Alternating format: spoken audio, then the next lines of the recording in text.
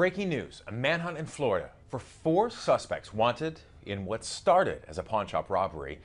The dramatic surveillance images seen here are now in custody. It ended a short time ago. 2 people found in a home as police hunted the suspects down are now dead. Hello everyone, I'm Dan Kleffler in New York. ABC's Matt Gutman has been watching the story right from the very beginning. He joins us now live from Miami. Matt, it has been a wild night. How did police capture this 4th suspect? We're just getting details in right now, but we are hearing that they managed to find him in the shed. Now, somewhere in this neighborhood that they had been scouring all night. Hundreds of officers from multiple agencies, including multiple SWAT teams, had been trying to find these guys. Now, at about 5:45 last night, late Thursday, they had allegedly robbed this pawn shop. What ensued after that is this wild film-like chase. They began to flee in a vehicle, shooting back at police that were chasing them. They managed to reach this community. For some reason, the car crashed or they lost control over it. The 4 suspects in the car scrambled out, scattered in this community, and that's when this manhunt began. Sheriff's officials told everybody in this development, lock your doors, don't let anybody in unless it's police and they show you their badge. So what ensued was this manhunt. Now, the sheriff's office says that one of the witnesses called the sheriff's office late last night.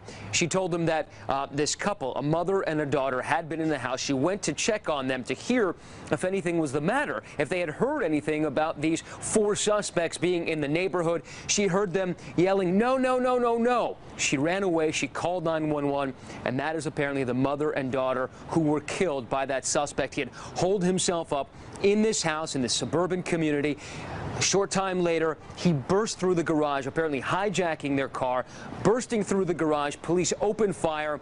They apparently injured him. Then they set the dogs on him, canine units. He was injured both by a bullet and by one of the dogs, or multiple dogs, was taken into custody. And just moments ago, we heard about that 4th suspect being apprehended, apparently under a shed. Now, we're still waiting for full confirmation, but this harrowing, terrifying night in which these 4 suspects essentially took over this entire community is now thankfully over, Dan. And Matt, that mother and daughter, the victims of that, do we know, do they have any link to either of those, to any of those suspects? No, we don't think that they did. They were just bystanders. The suspects managed to break into that home, even though everybody in that neighborhood was told to shut their doors, to lock their doors, to call police if they hear anything that was suspicious. We think they were just innocent victims in this terrible crime. You saw in that surveillance picture, these suspects were carrying what are believed to be AK-47s, assault rifles of some sort, as they robbed that pawn shop. They were heavily armed, dangerous, and the sheriff said willing to commit murder. They were firing at police officers, and one of them definitely managed to get into this house. Now, he apparently is solely going to be charged with the murder of these 2 victims. Police are weighing whether or not they can charge the others with any sort of complicity in that murder, but they're going to face some pretty stiff charges, all of them. The 3 guys who were involved in the pawn shop heist and the chase, and of course the suspect who was caught apprehending after after murdering that couple in that house. Dan, given the amount of time, Matt, that these guys were on the run there, and obviously heavily armed as they were, are investigators saying that they were incredibly well coordinated, well organized in trying to carry out this plan? We think that they're well organized, at least in terms of the heist of the pawn shop. They got in, they got out with no real trouble. Somehow police managed to get on their trail very, very quickly, and that's when the shootout at this high-speed chase began. That is the reason they fled to this community. We don't think that there's any reason that they wound up in this particular community in the town called Haines City in Central Florida.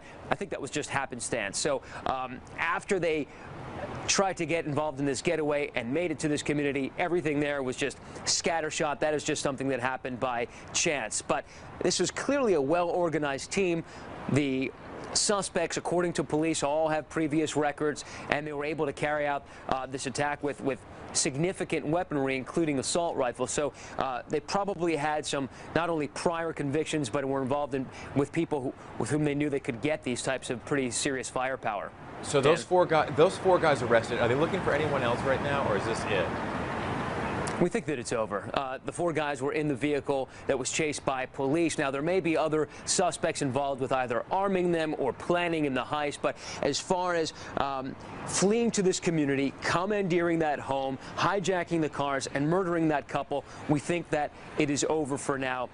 We're told that neighbors in this community are now being allowed out of their houses. Fortunately, it's a parent-teacher conference day in Florida, so children didn't have to worry about being out in the street or waiting for buses or being taken to school. So that was not a concern. But earlier on, we were told that officers had to escort people who wanted to go from their houses to their car in order to get to work. They're getting the all clear at this point. They're going out and about and going about their daily business. Dan. All right. ABC's Matt Gutman in Miami. Matt, thank you for that. Appreciate it. You can keep up to date with the very latest in this story as it develops by downloading the ABC News app and starring the story for exclusive updates on the go. For now, I'm Dan Kleffler in New York.